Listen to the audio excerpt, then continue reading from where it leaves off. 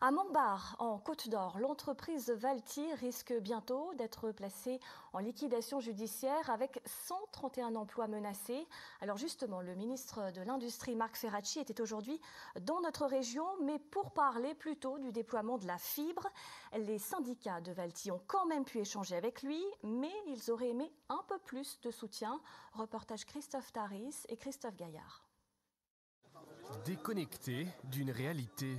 Un comble lorsqu'on vient vanter les bienfaits de l'arrivée de la fibre pour l'économie locale. Mais un ministre de l'Industrie en visite à Montbard qui ne se rend pas à Valti, en plein marasme, même symboliquement, il y a comme un souci de connexion. Valti à Montbard, c'est pourtant toute une histoire, fleuron local dans l'automobile depuis les années 60, mais tout proche de mettre la clé sous la porte et de laisser plus de 130 salariés sur le carreau.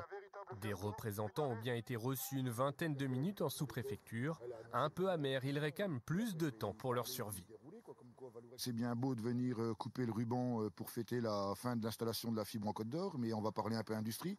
Parce que, comme vous le savez, nous, la liquidation judiciaire de Valti devrait être annoncée le 4 février par le tribunal de commerce de Dijon.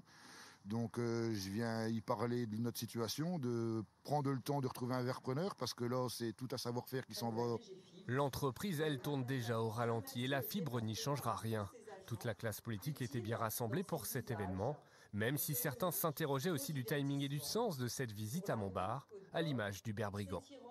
La fibre, c'est bien, mais c'est des fermetures à Hollome, c'est des fermetures à Sainte-Colombe, c'est des fermetures ici.